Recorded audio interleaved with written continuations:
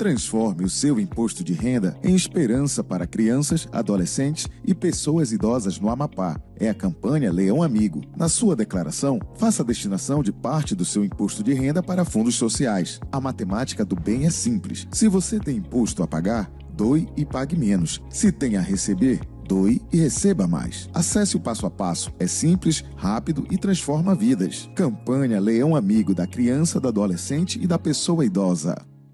Ei você! Você mesmo que quer cuidar da sua saúde e não tem tempo? Não gosta de academia lotadas? Você começa e para de treinar? Precisa de flexibilidade com horários e com personal trainer? Gosta de ambiente limpo, organizado, aconchegante? Venha conhecer o Estúdio One. Aqui todos os profissionais são qualificados para atender de crianças a idosos. No Estúdio One, sua saúde é levada a sério. Exclusividade e atenção é no Estúdio One. Vem ser One.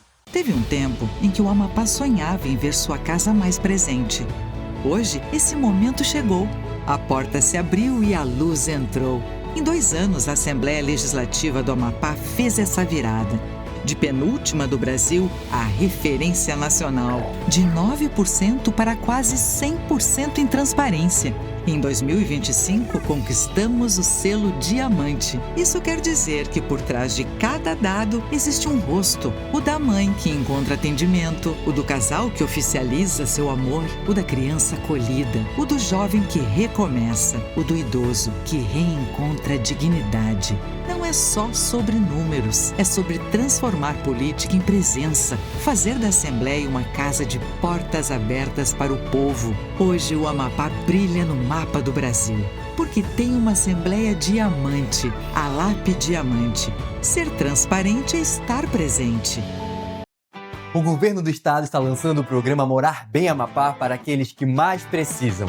É a sua chance de sair do aluguel e conquistar a casa própria. No Morar Bem é assim.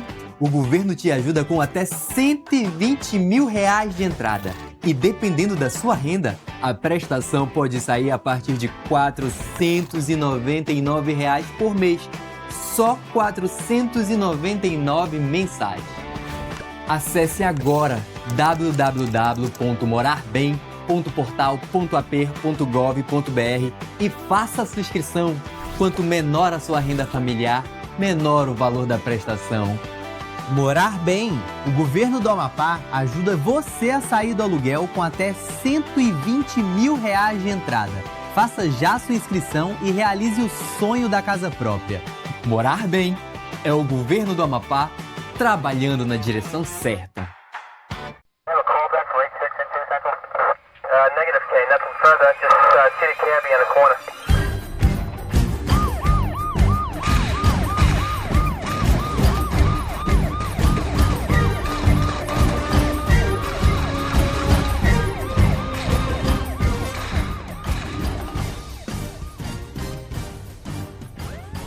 Mais uma edição do do nosso plantão policial aqui no SBT Amapá, canal 13.1 HD, esse líder de audiência, onde hoje o programa é recheado de muita entrevista, notícia, informações para você ficar muito bem atualizado. Entrevistas como essa que você vai ver aqui agora na tela do nosso SBT Amapá. Estamos aqui no escritório dessa grande advogada, competente advogada, hoje vice-presidente da OAB Seccional Amapá, doutora Cristina Rocha, que nos recebe para a gente falar um pouco, né, da instituição, ela que faz parte, foi protagonista de toda essa história, né, dessa atual mesa diretora da OAB Amapá. Doutora Cristina, bom dia, prazer enorme sempre revê-la, muito obrigado por me receber e a gente poder falar um pouco aqui da OAB aqui no Amapá. Seja bem-vindo ao programa. Obrigada, Frota, obrigada a todos os telespectadores, é um prazer, eu agradeço a oportunidade, estamos aqui para conversar, para dialogar, estou à disposição. Doutora Cristina, vamos ao fato mesmo que a gente está procurando esclarecer. A OAB é uma instituição respeitável, tanto a nível de Estado como nacionalmente falando, onde a sociedade deposita uma credibilidade muito grande. E nós tivemos aqui, né, uma eleição, da qual a senhora faz parte hoje, né, da mesa diretora como vice-presidente, uma eleição histórica, né, onde se teve uma vitória assim que marcou pelo resultado e por conta de quem vocês estavam, né, sendo adversários. No entanto, no decorrer do tempo, na gestão, a gente vê um pouco de, né, agregação, a OAB dividida, né, opiniões diferentes, né, não se comunga com a mesma ideia, não se defende a mesma coisa. E a ponto de se chegar a ver nesses últimos dias, nesses últimos tempos, advogados presos, mesmo não estando em flagrante, né? E a gente não vê uma reação, né, que seria esperado pela sociedade ou até pelos próprios advogados que fazem parte da secção do Amapá, à altura de uma resposta pelas prerrogativas, né, por os próprios colegas. O que dizer disso tudo, doutora Cristina? Bom, Frota, a OAB é uma instituição extremamente respeitada, como você falou. Para ser muito honesta, embora nós tenhamos hoje algumas divergências políticas dentro da OAB consideráveis, importantes, relevantes, nós temos uma comissão de prerrogativas muito atuante. São colegas que estão ali apostos para receber a ligação do outro colega, seja de madrugada, final de semana, sábado e domingo. Eles têm se dedicado muito, eles têm feito um trabalho muito bom. Infelizmente, situações pontuais com advogados pode ocorrer. Nós gostaríamos que não ocorressem, mas alguns advogados estão em situação de uma maior exposição, principalmente os criminalistas, e isso pode acontecer. Mas apesar das divergências da OAB, a Comissão de Prerrogativas tem trabalhado, tem feito um grande trabalho. Quero mandar um abraço aí para o doutor Pablo, que é um dos colegas que integra essa comissão. Grande advogado, estive com ele. Doutor Pablo Neri, acorda de madrugada, ele e tantos outros. Então, eles estão fazendo um trabalho muito bonito. Nesse recente episódio que aconteceu, esse imbróglio da prisão de 2 advogados, que no caso do Dr. Matheus e do Dr. Alisson, o Dr. Pablo esteve envolvido diretamente. Aí a gente viu nota da OAB saindo, nota institucional à noite, uma nota durante o dia, já outra nota com modificações, tentando até aliviar. Então a gente vê que não há, né, aquele entrosamento, não há aquela mesma resposta, e isso enfraquece, né, de alguma forma, porque as pessoas, quem está assistindo tudo, né, entende que ali há opiniões divergentes, né, que trazem um prejuízo, enfraquecendo a instituição. A senhora vê isso também? Não? Eu vejo sim. Eu tenho acompanhado a situação do Dr. Matheus Bica e do Dr. Alisson Barbosa. Desde o final de semana eu estava em uma viagem institucional ao Oiapoque, quando eles fizeram o primeiro contato, quando ocorreu a prisão. Eu estava na estrada, naquele primeiro momento não havia compreendido exatamente o que tinha ocorrido. Você estava no exercício da presidência, inclusive. Estava, né, no exercício da presidência. Então, num primeiro momento, eu não havia compreendido o que estava acontecendo. Na segunda-feira, quando nós passamos a ter informações mais claras, eu passei, Frota, a compreender melhor a situação. Porque até então, o presidente estava cuidando, o presidente estava com maiores informações, mas o que aconteceu? E os detalhes importam. Na segunda-feira pela manhã, eu estava como vice-presidente, não estava no exercício da vice-presidência, então o fato ocorreu no sábado. Na segunda-feira pela manhã, o conselho tinha o desejo imediato de se reunir de forma extraordinária para decidir quais as providências que nós iríamos tomar. E se reuniu. Contudo, eu fui surpreendida porque o nosso presidente estava ausente do Estado e, regimentalmente, ele precisa designar a vice-presidente para que ela assuma a presidência, para que, caso situações como essas ocorram, para que eu possa ter legitimidade para tomar medidas, inclusive medidas como convocar extraordinariamente o Conselho. Mas o nosso presidente estava viajando, eu estava no exercício da presidência de forma fática, mas nós não tínhamos o procedimento observado, não tínhamos a portaria, não tínhamos a convocação oficial do Conselho. Mesmo assim, nós convocamos, foi a partir desse momento que eu precisei tomar a frente um pouco mais para compreender, para saber o que o doutor Matheus Bic estava precisando, o doutor Alisson, e nós reunimos. Só para que a gente possa entender, e quem está nos assistindo também, quando a senhora convocou, mesmo não tendo esse ofício do presidente, teve validade o que foi tratado nessa reunião do Conselho? Teve validade porque todas essas peculiaridades, todos esses detalhes foram colocados no momento em que eu abri a sessão extraordinária do Conselho. Eu esclareci aos conselheiros a situação de que o presidente não estava na cidade, que não havia portaria. No entanto, nós estávamos convocando o Conselho de forma extraordinária e eu estava convocando no exercício da presidência. E eu pedi, antes de prosseguir com o caso do Dr. Matheus e do Dr. Alisson, eu pedi que o Conselho referendasse o exercício da minha presidência naquele ato, para que ficasse claro que o Conselho estava reunido de forma extraordinária, convocado pela presidente em exercício. Então eu tive esse cuidado, eu sou muito técnica. Sim, sim. Frota, eu sou muito fiel ao nosso regimento. Okay. O nosso regimento é a norma que nos disciplina, é a norma que nos rege, é uma norma que foi escrita por outros presidentes, por outros conselhos seccionais, e nós devemos ser fiéis na observância do nosso regimento. E quanto a isso, eu sou muito técnica. Eu tive o trabalho de estudar muito esse regimento antes mesmo de nós tomarmos posse. Muito bem. Dada a responsabilidade que nós estamos.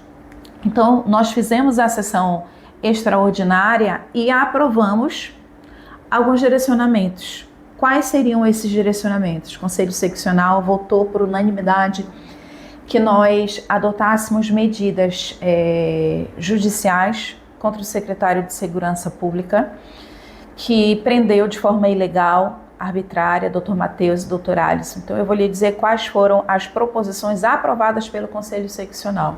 Nós aprovamos a instauração de um procedimento de desagravo. Embora, vez por outra, de uma forma leiga, as pessoas utilizem a nota de repúdio com a nota de desagravo como algo semelhante. Sim. Do ponto de vista jurídico, são institutos absolutamente diferentes. Sim. E pelo nosso regimento interno, um desagravo, um processo de desagravo é o ato de maior repúdio da OAB, é o ato mais grave contra alguém. Então, exatamente em razão da gravidade, nós instauramos o procedimento, nós oportunizamos o contraditório e ampla defesa, nós agendamos uma sessão que vai ser amplamente divulgada entre os advogados para que todos possam acompanhar e, se aprovado o desagravo, esse desagravo constará nos assentos funcionais dos colegas desagravados. Então, veja, isso ali constará na ficha funcional deles até por muitos anos, por toda a vida. E constará qual foi a situação, quem foi a pessoa que exerceu aquele ato que a OAB reputou como ilegal, como ilegítimo. Entendi. Então, nós instauramos o procedimento de desagravo, nós aprovamos a recomendação ao governador para que ele faça o afastamento preventivo do secretário. Para quê? Para apurar a situação. Hoje nós estamos aí num mundo totalmente digital, totalmente controlado por câmeras de segurança. Sim, sim. Então, nós temos condições de apurar o que aconteceu, de poder demonstrar com vídeos, com fotos, para que o governador posteriormente venha a ter mais informações, mais coerentes e possa tomar uma decisão definitiva, mas que por hora que afaste para que possa ser apurado. Também aprovamos a adoção de medidas judiciais, tanto na esfera civil, esfera administrativa, quanto na esfera criminal. Para encerrar esse assunto, a senhora acha então que as medidas necessárias foram tomadas pela OAB, ou pelo Conselho ou pela prerrogativa? O Conselho fez o seu papel. Num segundo momento, a partir do dia seguinte, o direcionamento das providências seriam atos do presidente, por exemplo, a confecção de ofício, o encaminhamento para o governador, a solicitação de pauta, de requerimentos, são direcionamentos que seriam dados pelo próprio presidente. Foram feitos, doutora Cristina? O presidente informou que fez alguns encaminhamentos, que tomou as providências, mas aí a gente entra num ponto de divergência quanto a esse caso, porque há alguns advogados, e eu comungo dessa ideia, que acreditam que a OAB deveria ter uma postura mais enérgica, mais firme. Porque o que aconteceu com o doutor Matheus e com o doutor Alisson é inaceitável, Frota. É inaceitável. Quando se fala em violação de prerrogativas, talvez a gente passe uma percepção que se possa minimizar o ocorrido. Mas, na verdade, não foi só a violação das prerrogativas. Foi um ato que, se apurado e comprovado da forma que foi um ato criminoso, né? Uma prisão em flagrante delito de advogados que não estavam cometendo nenhum delito, né? São advogados da área empresarial, são advogados da área civil. E eu faço esse esclarecimento não para dizer que o advogado criminalista não mereça o mesmo respeito. Sim, merece, com toda certeza. Mas em alguma situação o advogado criminalista se ele está operando numa circunstância criminal, pode até ocorrer um mal-entendido, né? Ele está ali apoiando o seu cliente, pode ser confundido, ele está mais exposto ao advogado criminalista. Doutora Cristina, a senhora foi uma protagonista das eleições, como eu falei, lutou, brigou, como outros advogados que estavam muito próximos, a senhora fazendo parte da chapa, né? Deslanchou, questionou, ou seja, realmente levantou a bandeira para a eleição de vocês. E depois de eleita, né, na chapa e iniciando toda a gestão, a gente começou a ver um afastamento seu, né, principalmente no que se trata a pessoa do presidente, inclusive com blogs, processos da senhora contra o presidente. O que é que motiva tudo isso, doutora Cristina? A falta de espaço que a senhora se sentiu dentro da ordem, né, por ser realmente uma peça-chave na eleição, né, por ser uma advogada técnica importante no contexto da atual OAB. O que dizer para que a nossa população possa entender? Mas a Cristina é querida, circula bem, todo mundo gosta, competente, e a gente não vê atuando na OAB. O que dizer, doutora Cristina? Vamos lá, são muitas perguntas, Frota. Eu tenho muita tranquilidade para conversar esse assunto com você, porque você viu a construção da Chapa 14 desde o início, né? Nós fizemos ali os primeiros contatos, os primeiros diálogos. Eu tive a oportunidade de conversar com você quando nós fizemos a nossa proposição. Então não se sabia nem quem era a Chapa 14, quem eram esses integrantes, que movimento era, né? Quais eram esses movimentos, e a gente apresentou para a sociedade. Hoje, eu tenho um distanciamento político, mas eu vou esclarecer essa expressão política do atual presidente, do presidente Israel. Porque nós tínhamos a promessa de que eu atuaria na OAB de uma forma conjunta com o presidente. Inclusive, durante toda a campanha, ele me chamou de co-presidente. Isso mudou em poucas semanas após janeiro. E aí, eu quero esclarecer, Frota, primeiramente, que não é falta de espaço para mim, é falta de espaço para uma pauta feminina. Por que eu lhe digo isso, Frota? Porque quando nós compusemos a Chapa 14, nós sabíamos que a sociedade ansiava, os advogados, as advogadas em especial, elas esperavam demais por uma candidata a presidente mulher. Que é a maioria. Nós éramos a maioria. E aquilo precisava ser apresentado para a advocacia em que pese o fato de que o candidato ao cargo de presidente seria um homem, teria uma mulher que estaria ao lado dele conduzindo as pautas femininas de uma forma muito firme. Então, quando o presidente promete durante longo período de campanha que terá uma mulher ao seu lado para a tomada de decisões importantes, quando a gente se apresenta perante a sociedade amapaense em veículos, mais de 1.000 veículos adesivados, em material de campanha muito forte, com a minha imagem, e eu falo a imagem da mulher, ao lado do presidente, e ele simplesmente passa a tomar decisões sozinho, sem ouvir a sua vice-presidente, que tem o olhar feminino e que foi legitimada para falar pelas mulheres. Isso é muito grave. E isso não é um ato contra mim, isso não é um ato político, isso é um ato contra a advocacia feminina. Porque eu, Frota, hoje represento a advocacia feminina porque fui eleita para isso. né? Eu não fui indicada pelo presidente Israel, eu fui eleita tanto quanto ele. Então, honestamente, o que me preocupa é qual é o espaço da mulher na sociedade. Até quando nós vamos ser coadjuvantes, figurantes? Não seremos, Frota.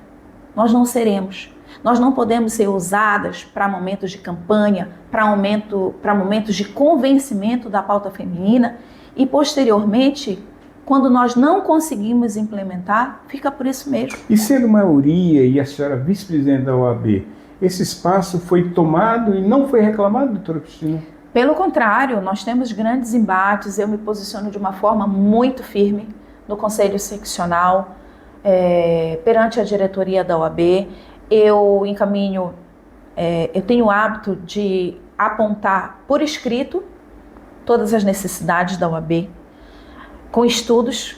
Os documentos que encaminho para a presidência são documentos que são munidos de documentos, são recomendações, já que esse diálogo não é tão fácil, são com recomendações técnicas, são com recomendações fundamentadas, e tenho insistido nas pautas que importam para a advocacia, para a mulher, no caso do Dr. Matheus e Dr. Alisson.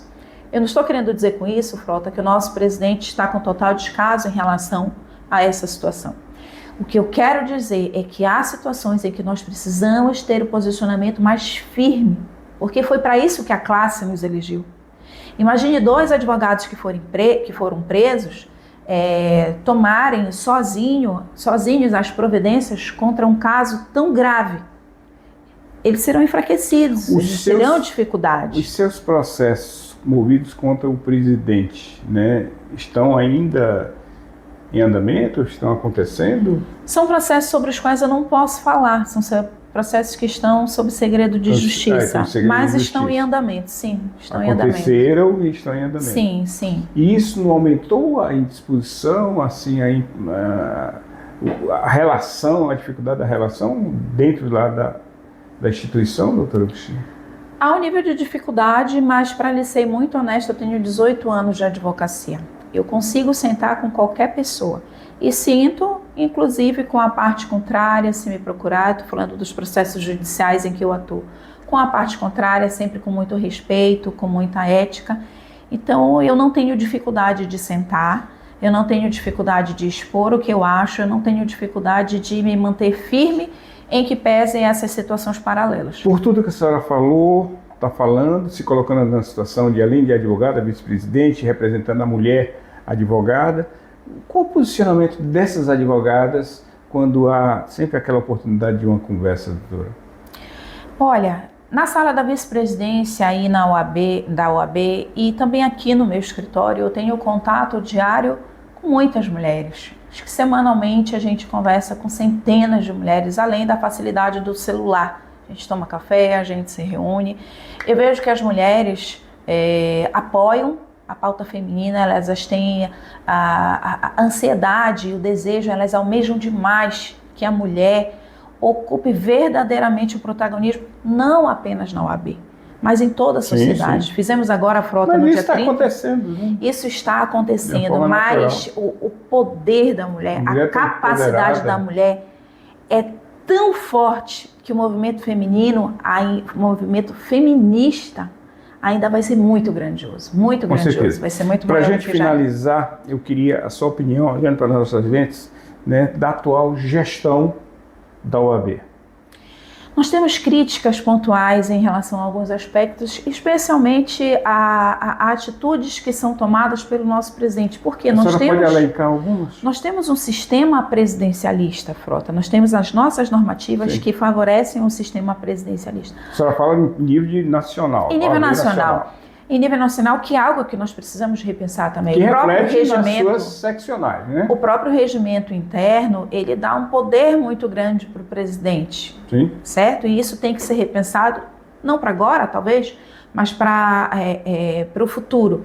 Mas nós temos comissões que fazem um trabalho brilhante. Nós temos colegas advogados que tiram do bolso, que se esforçam, que vão atrás, que querem muito ver a OAB crescer. E aqui eu poderia te citar inúmeras comissões que fazem um excelente trabalho. A Comissão de Prerrogativas, a Jovem Advocacia, Dr. Felipe, faz um trabalho muito bom com os advogados, você vê o empenho, a dedicação. Isso, né? Comissão carcerária, comissão do autismo com a doutora Roseli, também. Comissão do petróleo com o doutor Frank Gilberto, comissão do meio ambiente com o doutor Tony Furtado. Todas fazem a sua parte. Todas fazem a sua parte, tem a sua importância. Comissão da igualdade racial, fez o Júlio das Pretas no ano passado, levantou uma pauta muito bonita, muito importante. Estive no Oiapoque recentemente, fui abordada por uma colega advogada, a doutora Natália do Oiapoque, que também se posicionou sobre a necessidade de nós termos a comissão destinada aos advogados da pauta LGBTQIA+. É algo que a gente vai também sugerir para o presidente. Então a OAB, de um todo, tem feito um trabalho bonito. Tem tudo para ser muito maior. Que eu lhe perguntei. Em relação à gestão do presidente, nós temos críticas pontuais. O mais recente é o caso do Dr. Matheus e do Dr. Alisson. Eu acredito que nós deveríamos ter sido mais firmes, mais enérgicos. Foi uma promessa de campanha em que nós tivemos um posicionamento muito forte. Nós exteriorizamos demais. Só ele falhou, você viu? Não, inúmeros outros. Nós temos o nosso compromisso de campanha que você provavelmente não me recordo que você teve acesso. Nós tivemos, por exemplo, o compromisso da transparência da OAB, dos gastos da OAB. Nós estamos em abril de 2026, há 1 ano e 4 meses da nossa gestão, e nós ainda não implantamos, e era uma promessa de campanha que isso no primeiro mês estaria disponível no site da OAB para os advogados. Foi uma promessa que eu ratifiquei também, que eu chancelei, mas que hoje depende de ato do presidente.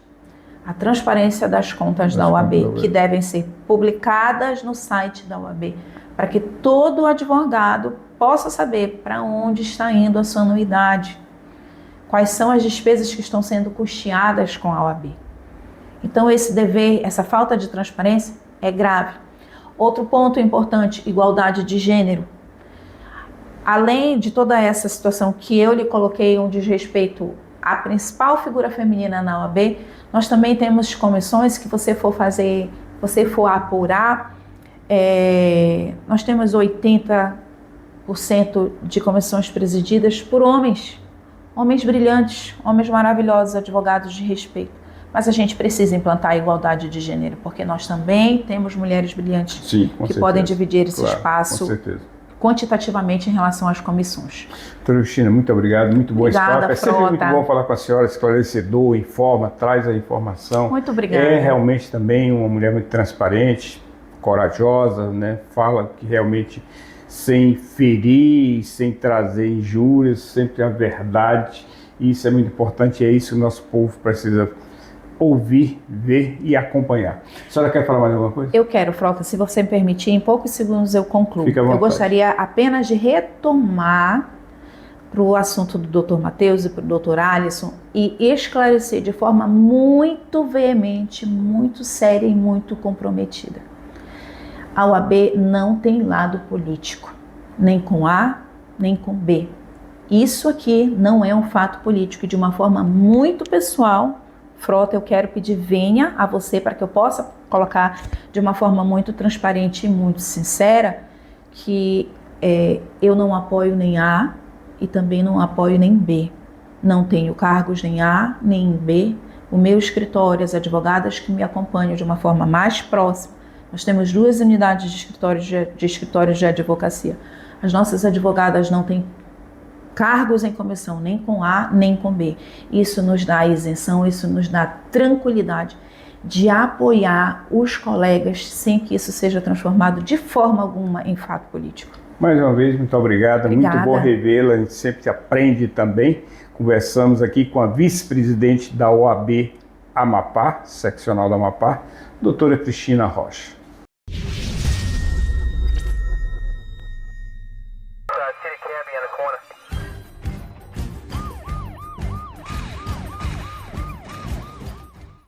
Ei, você! você mesmo que quer cuidar da sua saúde e não tem tempo, não gosta de academia lotadas. Você começa e para de treinar. Precisa de flexibilidade com horários e com personal trainer. Gosta de ambiente limpo, organizado, aconchegante? Venha conhecer o Studio One. Aqui todos os profissionais são qualificados para atender de crianças a idosos. No Studio One, sua saúde é levada a sério. Exclusividade e atenção é no Studio One. Vem ser One. O governo do estado está lançando o programa Morar Bem Amapá para aqueles que mais precisam. É a sua chance de sair do aluguel e conquistar a casa própria. No Morar Bem é assim. O governo te ajuda com até R$120 mil de entrada. E dependendo da sua renda, a prestação pode sair a partir de R$499 por mês. Só R$499 mensais. Acesse agora www.morarbem.portal.ap.gov.br e faça a sua inscrição. Quanto menor a sua renda familiar, menor o valor da prestação. Morar Bem.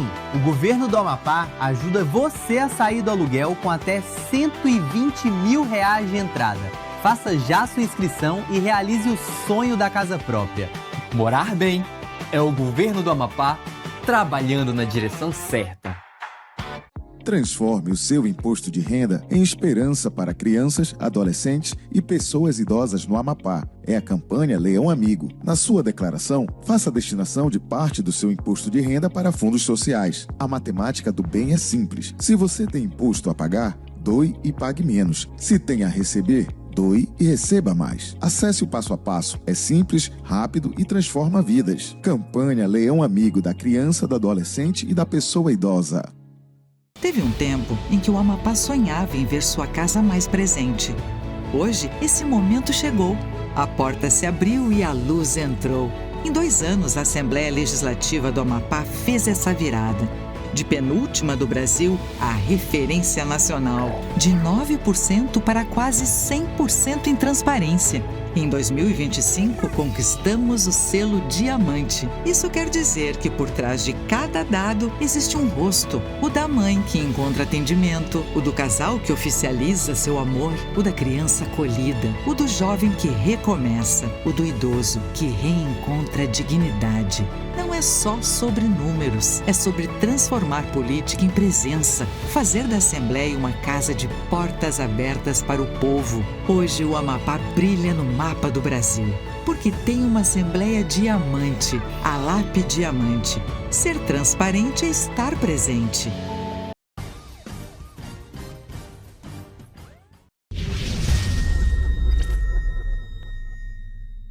Estamos aqui no CFA, que fica aqui dentro do quartel-geral da nossa briosa Polícia Militar, mais precisamente com o nosso comandante do CFA, Tenente Coronel Pantoja, que mais uma vez nos recebe, né, e fala um pouco aqui da gestão e dos cursos em andamento aqui pelo CFA. Começar agradecendo, Coronel, sempre um prazer rever, estar com o senhor é sempre muito bom, trazendo informações, notícias da nossa gloriosa Polícia Militar do Amapá. Seja muito bem-vindo ao programa. Bom dia, Coronel. Bom dia, Frota. O CFA e a Polícia Militar estão sempre à disposição para esclarecimentos. Vamos começar pelo CFSD, que está aí em curso, que é o curso dos soldados, né, que a gente sabe que é trabalhoso, é complexo, né, a quantidade de alunos também favorece a se ter planejamentos, organizações para que tudo aconteça da melhor forma possível. Sim, hoje o CFSD, a gente está com 102 dias de curso. Já para o término, sim. Para o término já faltam apenas 60 dias hoje. Término que eu digo para a formatura militar. Ainda tem outros eventos congêneres relacionados ao curso deles, mas hoje são 60 dias de maneira decrescente até o término do curso, dessa solenidade militar. Passou da metade então do curso, Major? Sim, já passamos pela metade. Já nos aproximamos de alguns eventos para troca desse tipo de uniforme que eles estão utilizando para a farda cinza. Né, que você está falando? Sim, nós temos o evento da Noite Cinza e tem a solenidade da Noite Cinza, que é o momento de passagem, os eventos que a gente chama, né, que é o momento que tem um pouco ali, exigir dele uma fase rústica, um esforço físico a mais, para que eles mereçam para ser utilizado a farda cinza. Uma noite de muita emoção também, né? Sim, são muitas horas de momentos muito marcantes para eles. Previsão já para essa solenidade, não? Eu posso dizer que para os próximos dias a gente já vai ter. Acontece nesse mês de abril ainda? A gente tem ali planejamento para acontecer. Um planejamento para acontecer em várias datas, inclusive. Aí depende de agendas de algumas autoridades. Também que sempre gosta de fazer presente, principalmente o governador Clécio, que tem incentivado muito, né, no sentido do chamamento dessas turmas, que eles reconhecem isso. Sim, o programa do governo do estado, que é o Amapá Mais Seguro, é um programa bastante forte, e com essa turma da T3, hoje nós já somamos em torno de aproximadamente 1.170 soldados formados. Vamos chegar a mais de 1.600, provavelmente com a T4, de soldados na tropa, ou seja, nunca houve um tipo de reforço da tropa, do efetivo, quanto nesse período agora. Coronel Pantoja, a gente sabe que um curso como esse, como eu já falei, é complexo, não é tão simples como as pessoas podem saber. Eles vão para lá, entram na sala de aula, chega o instrutor da aula, e a gente sabe que não é bem assim. Primeiro vem a parte mais importante, que é a transformação do civil a ter aquela situação de uma vida militar, que é uma vida diferenciada. A gente sabe que é diferenciada. Sim. O que o senhor alencaria no curso muito extenso como esse, com uma turma tão grande como essa, de importante? Frota, eu vou fazer aqui algumas fases do curso para a gente poder entender esse processo, essa pergunta aí, para poder responder melhor. Olha só, nós tivemos agora o primeiro mês, no qual inclui a semana administrativa e a semana zero. E se esses 2 primeiros meses não funcionar da forma em que a gente consiga introduzir a hierarquia e disciplina muito forte do mundo civil, da onde eles estão vindo, para a realidade militar da profissão deles, a gente não conseguiria ter o policial vocacionado de profissão para exercer o policiamento que a Polícia Militar executa hoje. Então a gente tem que ter 2 meses bastante exigidos física e principalmente psicologicamente, para que ele entenda que a vida dele, que era antes do paisano, do civil, passa a ser uma outra vida regrada por regulamentos, regrada por horários, por comportamento, e isso é cobrado sempre. Muito importante. E nos 2 primeiros meses isso é crucial. E nós temos uma boa comissão que está exigindo e está cobrando isso, e a gente tem um reflexo do comportamento dele já visto de maneira muito positiva. Nesse primeiro momento, coronel, é muito trabalhado, né? É muito trabalhado, porque é um choque de realidade para eles, diferente das gerações anteriores a eles que entraram. Essa é uma geração que a gente tem que respeitar o momento e também trabalhar essa questão psicológica, que é a aceitação da realidade a qual eles estavam como civil, para a realidade da profissão e do que a instituição e a sociedade cobra da gente. Então a gente foi trabalhando essa questão da força mental para que eles aceitassem a realidade da profissão agora e, uma vez aceitando, eles pudessem se permitir a serem treinados e serem policiais de muito bom para excelentes. Nessa turma que está aí, que é a T3, né, como é que foi a aceitação, como é que foi, né, o recebimento aí nesses 2 primeiros meses, né, nessa vida diferente que eles passaram a ter e ver e que vão ter que ter na continuidade das suas vidas, principalmente a profissional?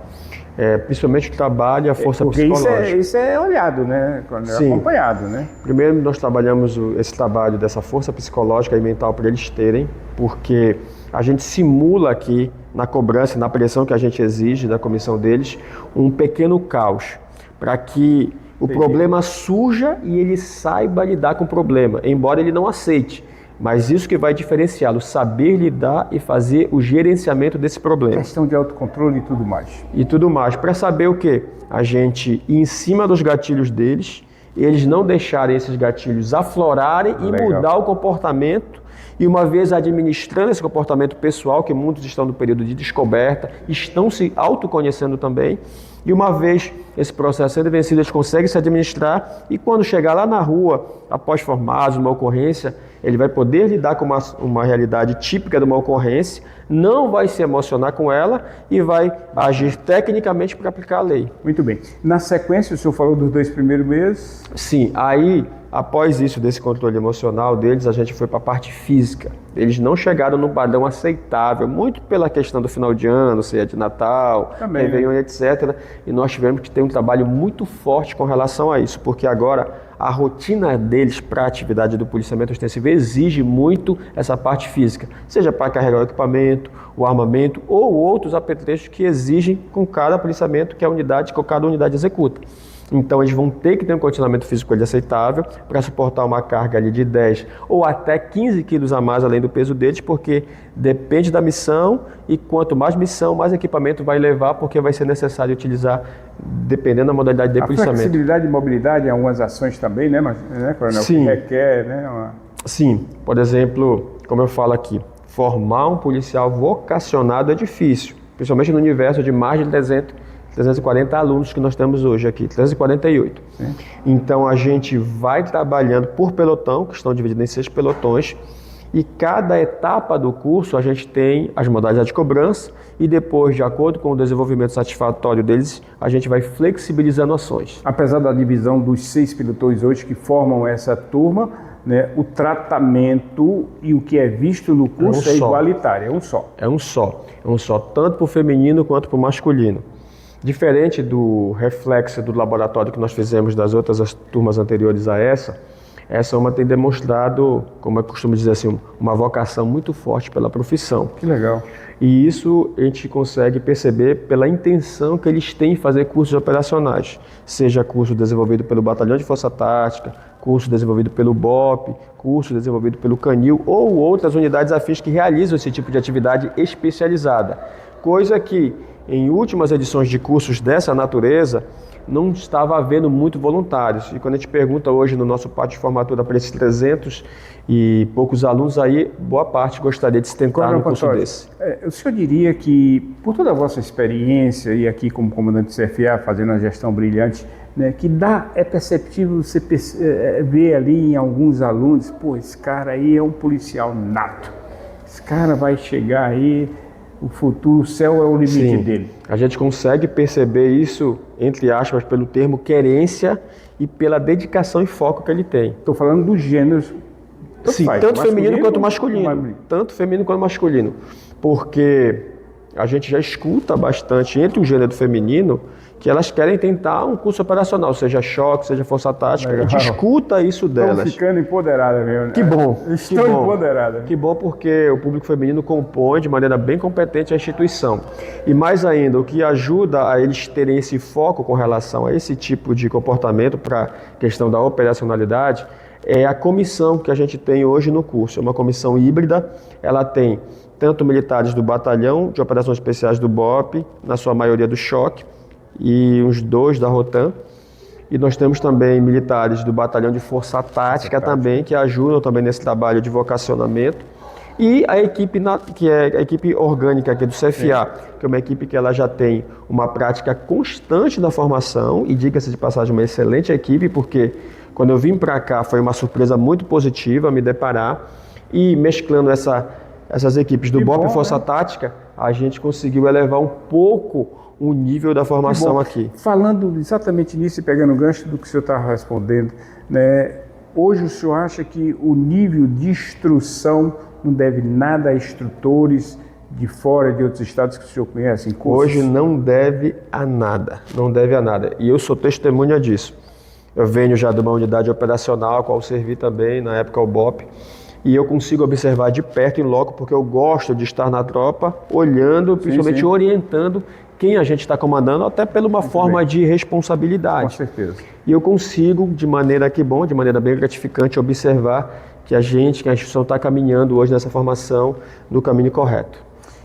No caso CFA, né, que faz toda essa preparação, traz todos esses policiais para a vida militar, esses alunos e tudo mais, não tem parado e não vai parar. É o verdadeiro desafio, né, Coronel, que o senhor está passando, a sua equipe está passando, no sentido de, por conta até desses chamamentos do governador, que honrosamente está cumprindo aí esses compromissos, e que é bom também, né, para a formação do efetivo, né, que parar um pouco mais melhor o efetivo da Briosa Polícia Militar. O CFA está num momento de dia e noite na labuta. na labuta. É a missão que a gente se predispôs a estar aqui, né? A gente sabia dos desafios que não são pequenos. A gente agradece também e reconhece todo o trabalho do governo do estado do Amapá, porque está reforçando o nosso efetivo hoje e muito coisa que não aconteceu isso na história.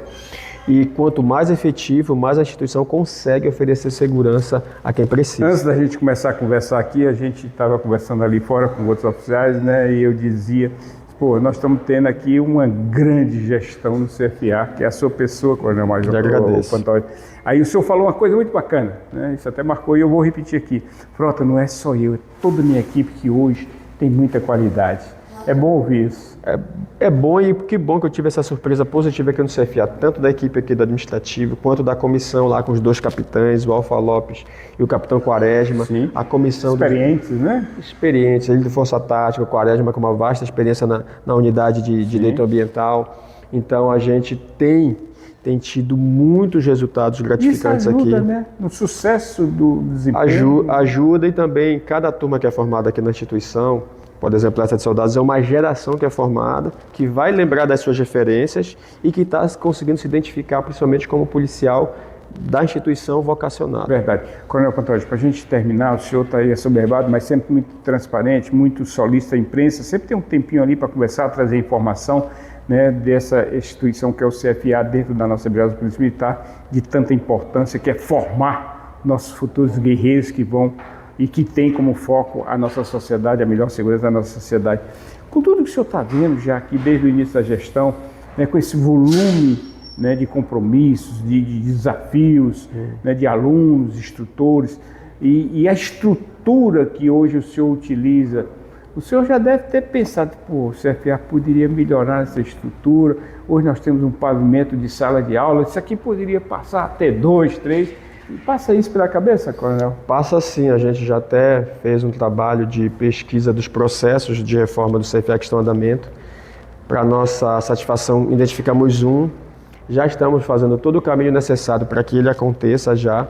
Agora, pelo segundo semestre, falta só uma decisão política ali que a gente já está positivamente para receber. Isso, se acontecer, vai ser excelente, vai aumentar a capacidade de sala de aula, de laboratório, de auditório, para que tudo aconteça aqui dentro do QCG aqui na Juventude de Noá. Eu toquei nesse assunto porque eu sabia que você ia falar mais ou menos isso, né? E o senhor tem que aproveitar o momento, ou seja, a onda, e tem que saber surfar nela, porque o comandante-geral hoje foi comandante do CFA, e aqui ele se revelou. Exatamente. Saiu daqui feliz pela experiência que obteve aqui. Então, Coronel Alan, o senhor tem um compromisso pessoal com esse departamento, com essa situação aqui do CFA, né? O Coronel Alan foi comandante do CFA. E ele tem muito orgulho disso. E também o Coronel Costa, que é o subcomandante, também foi comandante, né, do CFA. Também. E ele coordenou a gestão da T1 dos 540 e poucos alunos. Foi o Coronel Costa. Ele que estava aqui na prova de fogo e se saiu muito bem, diga-se de passagem. Legal. A gente agradece, formou uma geração também. Dentro dessa gestão atual, dentro da gestão atual do governador Clécio, e foi a maior turma da história. E a gente tenta sempre prosseguir esse caminho de sucesso. Bacana. Coronel Pantoja, muito obrigado, parabéns pela gestão. Realmente o senhor, sua equipe tem feito, né, diferente, para que realmente a gente tenha policiais militares cada vez mais capacitados, mais competentes, trazendo a tranquilidade e a paz da nossa sociedade, porque a foco, eles treinam aqui, passam todo esse desafio, mas o foco e quem ganha na ponta é as famílias amapaenses. O senhor quer falar mais alguma coisa, Coronel? Sim, agradecer toda a confiança que o comando da instituição tem depositado na gente, na equipe do CFA, e também mandar um abraço para os familiares e para os alunos do CFSD 2026. Alguns fazem o curso junto com os filhos, né, Coronel? São rede de apoio diretamente. E isso é muito importante para trazer um pouco mais de conforto e tranquilidade enquanto eles estão aqui sendo formados. E é uma geração, esse CFSD 2026 é uma geração excelente, vai ser uma das melhores ali, vai estar no topo ali das mais bem formadas da instituição. Como diz o Clécio Luiz, é a melhor turma já formada na Polícia Militar. Não pode ser diferente. Será, né? Até daqui a 60 dias será. A turma, a T4, né, vai poder ouvir isso também, vai ter que ouvir isso também. A T4 vai ter grandes desafios que a gente também vai estar junto, ombreados e ministrando instruções e uma série de ações para sempre formar bem esse público nosso. Muito bem. Conversamos com essa referência da nossa brilhosa Polícia Militar, Tenente Coronel Pantoja, hoje comandante do CFA aqui no Amapá.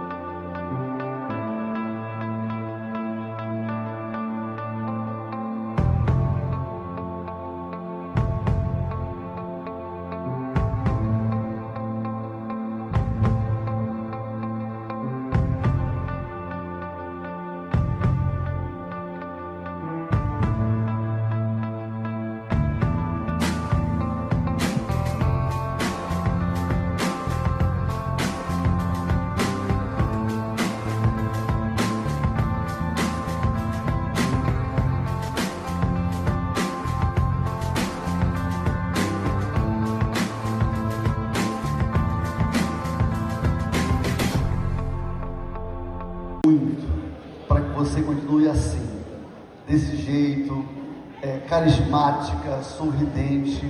E se tem uma coisa que pode te levar a um futuro condizente com o que tu mereces, você e todas essas crianças e jovens aqui, é a educação. Não esqueça disso. A educação é a chave, é a senha para tudo de bom que você queira ser nesse mundo, tá bom? Então Deus te abençoe, a você, Aninha, a todas essas crianças e jovens que estão aqui. Muito obrigado.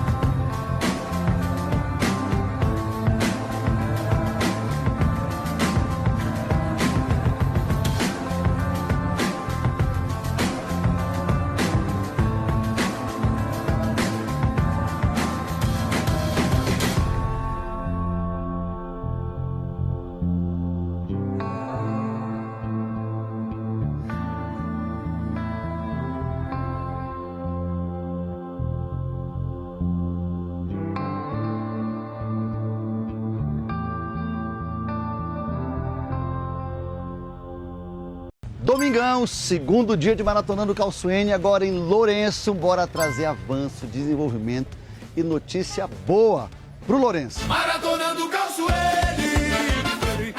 Hoje nós estamos aqui num dia muito importante, histórico, porque hoje nós estamos entregando nas mãos da Cogal e das empresas que atuam aqui os licenciamentos ambientais. Isso significa que a atividade que estava na ilegalidade passa a ser uma atividade legal, monitorada pelo meio ambiente, o que vai proporcionar mais trabalho, mais emprego, produção, mas tudo dentro da legalidade, com segurança jurídica, com segurança ambiental, que é o que nós queremos. Aqui existe uma área, existe o reconhecimento de uma comunidade tradicional garimpeira, é a primeira do Brasil. Então, essa atividade não pode ser desconsiderada, tem que ser reconhecida e feita dentro dos melhores padrões técnicos, legais e ambientais. É isso que a gente está fazendo. Hoje é dia de vitória, hoje é dia de gerar muitos empregos, gerar renda, gerar dignidade para o povo do Lourenço. Bora para cima! Obrigado, meu amigo, de coração mesmo, de coração, em nome do nosso povo curaniense. Obrigado pela ponte. Você veio concretizar nosso desejo e hoje está aqui para entregar para nós. Obrigado, meu governador. Obrigado, meu irmão. Vambora, bora para cima. Vamos. Bora. Só aqui, nesse ramal, tem 14 pontes iguais a essa. Mas essa ponte tem um significado muito especial, porque aqui, antes, a ponte era aquela ali, ó. E ela não permitia que idosos, crianças, mulheres grávidas, pessoas com baixa locomoção pudessem atravessar, porque ela balança muito. E eu, quando morei aqui em Calçoene, me comprometi em construir essa ponte. Graças ao Maratonando Calçoene, eu estou conseguindo pela primeira vez passar sobre ela. Aqui pode entrar um carro da polícia, do bombeiro, um caminhão de mudanças, um caminhão com móveis, com material de construção para que eles possam construir suas casas. Então, é realmente uma forma de desenvolver econômica e socialmente. Até porque aqui tem o melhor açaí do mundo, que é o açaí do Cunani, a vila histórica do Cunani. Maratonando Calçoene, Maratonando Calçoene, Maratonando Calçoene. E agora a gente vai pedalar os 6 quilômetros de pavimentação que nós fizemos aqui recentemente. Maratonando Calçoene, tá passando o asfalto, tá passando o asfalto. Tá passando o asfalto, tá passando o asfalto, tá passando o asfalto, tá passando o asfalto, tá passando o asfalto, tá passando o asfalto, tá passando o asfalto. Chegamos ao final de mais um plantão policial aqui no SBT Amapá, canal 3.1 HD, esse líder de audiência, trazendo sempre a boa informação, entrevistas imperdíveis para você ficar muito bem informado. Amanhã de volta, 12h45 aqui nesse mesmo canal. Canal 13.1 HD, nesse líder de audiência no SBT Amapá. Boa tarde, obrigado Macapá, obrigado Amapá. Negative K, nothing further, just city cabbie in the corner.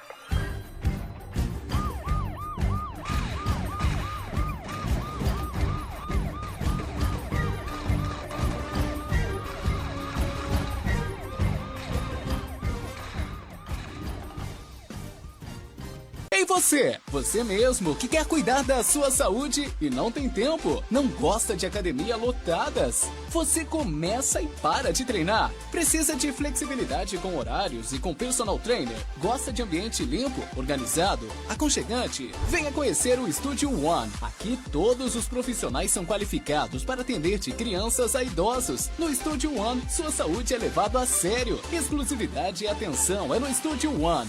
Vem ser One. O governo do estado está lançando o programa Morar Bem Amapá para aqueles que mais precisam. É a sua chance de sair do aluguel e conquistar a casa própria. No Morar Bem é assim. O governo te ajuda com até R$120 mil de entrada. E dependendo da sua renda, a prestação pode sair a partir de R$499 por mês. Só R$499 mensais. Acesse agora www.morarbem.portal.ap.gov.br e faça a sua inscrição. Quanto menor a sua renda familiar, menor o valor da prestação. Morar Bem. O governo do Amapá ajuda você a sair do aluguel com até R$120 mil de entrada. Faça já sua inscrição e realize o sonho da casa própria. Morar Bem é o governo do Amapá trabalhando na direção certa. Transforme o seu imposto de renda em esperança para crianças, adolescentes e pessoas idosas no Amapá. É a campanha Leão Amigo. Na sua declaração, faça a destinação de parte do seu imposto de renda para fundos sociais. A matemática do bem é simples. Se você tem imposto a pagar, doe e pague menos. Se tem a receber, doe e receba mais. Acesse o passo a passo. É simples, rápido e transforma vidas. Campanha Leão Amigo da criança, do adolescente e da pessoa idosa. Teve um tempo em que o Amapá sonhava em ver sua casa mais presente. Hoje, esse momento chegou. A porta se abriu e a luz entrou. Em 2 anos, a Assembleia Legislativa do Amapá fez essa virada. De penúltima do Brasil a referência nacional. De 9% para quase 100% em transparência. Em 2025, conquistamos o selo Diamante. Isso quer dizer que por trás de cada dado existe um rosto. O da mãe que encontra atendimento, o do casal que oficializa seu amor, o da criança acolhida, o do jovem que recomeça, o do idoso que reencontra a dignidade. Não é só sobre números, é sobre transformar política em presença, fazer da Assembleia uma casa de portas abertas para o povo. Hoje o Amapá brilha no mapa do Brasil, porque tem uma Assembleia Diamante, a LAP Diamante. Ser transparente é estar presente. O governo do estado está lançando o programa Morar Bem Amapá para aqueles que mais precisam. É a sua chance de sair do aluguel e conquistar a casa própria. No Morar Bem é assim. O governo te ajuda com até R$120 mil de entrada. E dependendo da sua renda, a prestação pode sair a partir de R$499 por mês. Só R$499 mensais. Acesse agora www.morarbem.portal.ap.gov.br e faça a sua inscrição. Quanto menor a sua renda familiar, menor o valor da prestação. Morar Bem. O governo do Amapá ajuda você a sair do aluguel com até R$120 mil de entrada. Faça já sua inscrição e realize o sonho da casa própria. Morar Bem é o governo do Amapá trabalhando na direção certa.